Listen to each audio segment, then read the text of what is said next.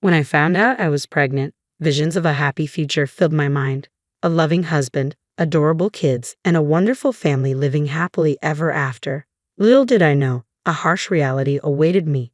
This is the story of my battle with my controlling husband. My name is Patricia, and I'm 30 years old. My husband's name is Robert, a 34-year-old office worker. We've been married for almost 2 years. Robert has a bit of a controlling streak, probably because he's older. He sets all the house rules. When we got married, he said he wanted me to be a homemaker, and I agreed.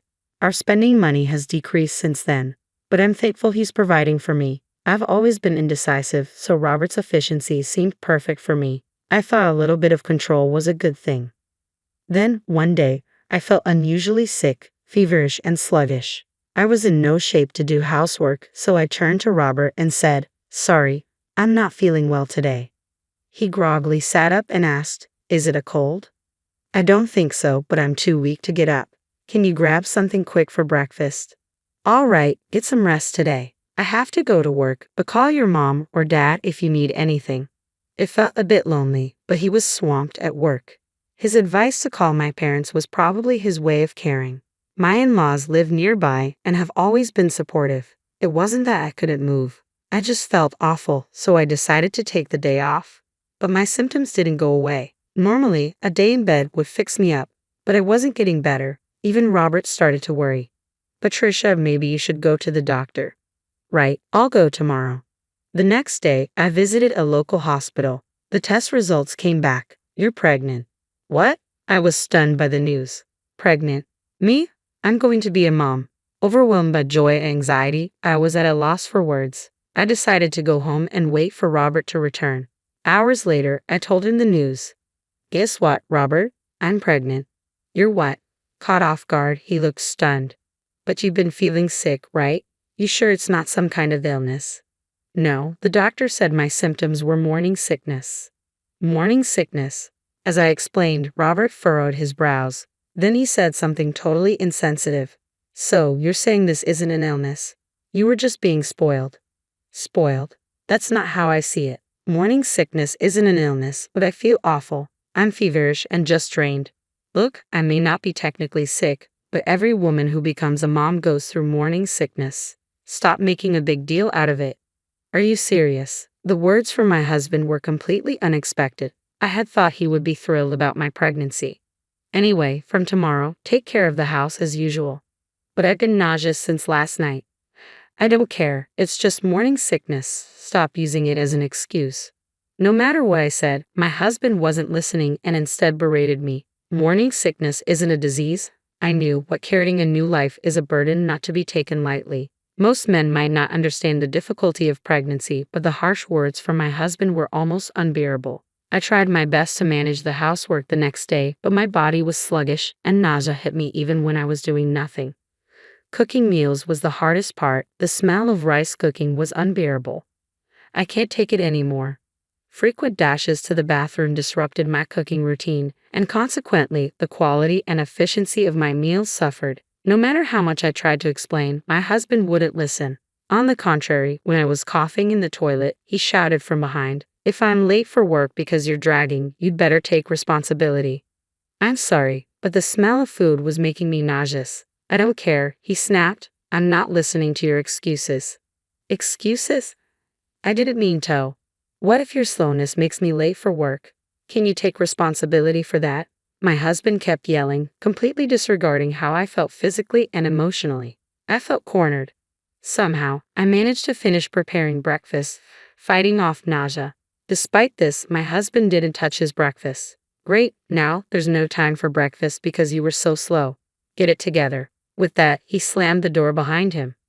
Why is this happening? I haven't done anything wrong. Why do I have to be treated so horribly when I'm just trying to nurture our child inside me? Frustration and emptiness mixed, and I couldn't stop the tears. This went on for about 2 weeks.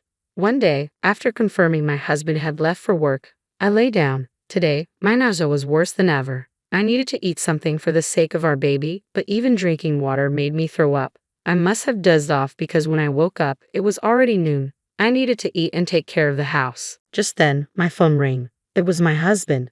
With a sinking feeling, I hesitantly answered. "Hello."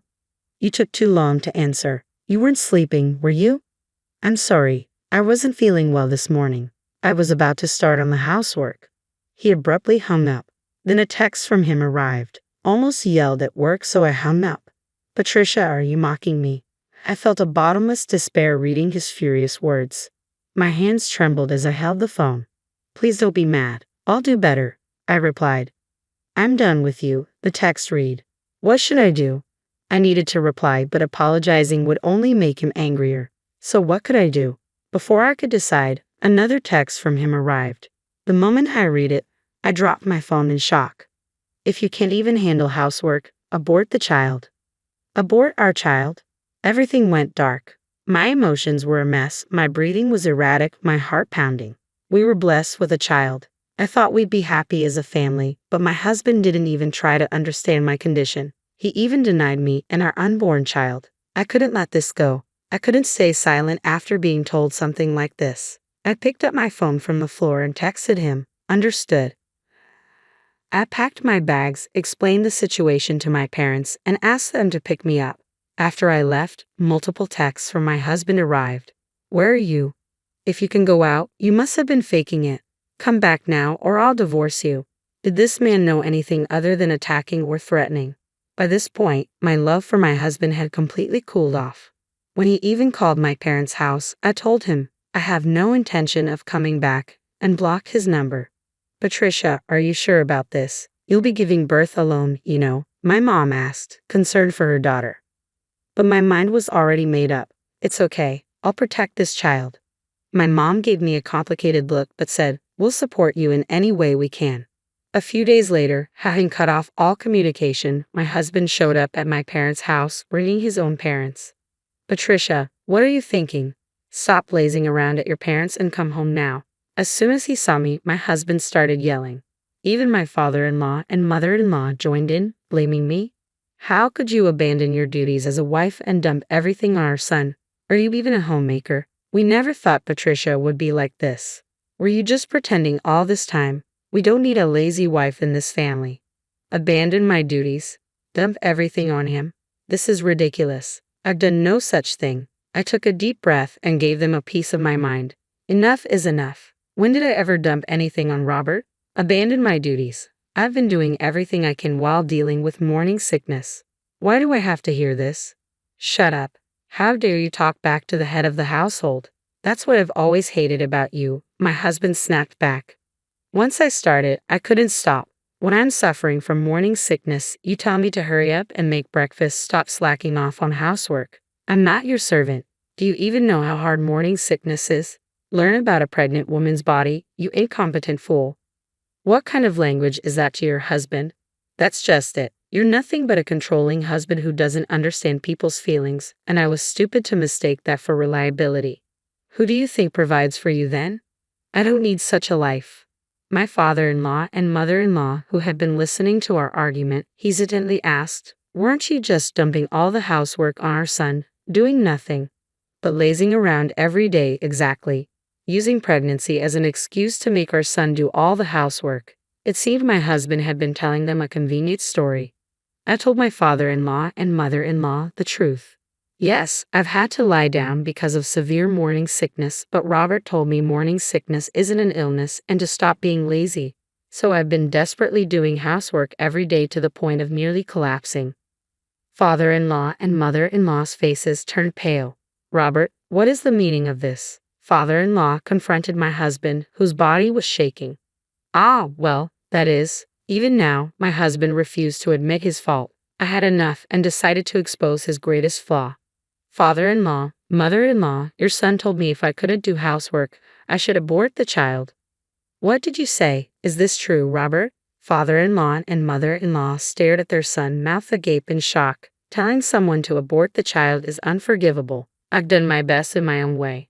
Despite that, Robert never cared about my health or our unborn child. I can't live with someone like that. The collective anger in the room turned towards my husband. In the awkward atmosphere, he nervously chuckled. Okay, I get it. I was wrong. I apologize. All right, so let's just drop it, okay? At that moment, smack, mother-in-law slapped my husband. What the hell was that for? My husband looked at his mother in surprise. Enough is enough. Do you even realize what a miracle it is to have a child? You berated Patricia while she was suffering from morning sickness, forced her to do housework, and even lied to us. How much more do you need to vilify her? Mother-in-law yelled at my husband, tears streaming down her face. The intensity left me and father-in-law speechless. Then mother-in-law turned to me to apologize. Patricia, I am so sorry. I believed that foolish son of mine and hurt you. You must have had a hard time dealing with morning sickness. I know an apology isn't enough, but I'm truly sorry.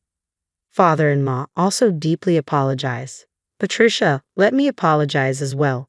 Our foolish son has caused you trouble, and for that, I'm truly sorry. We'll make sure he takes responsibility. Leave the rest to us. Father-in-law then turned to my husband. We're cutting ties with you, Robert. Cutting ties? Yes. A son who can tell his wife to abort the child is not part of our family. Agree to Patricia's divorce. What?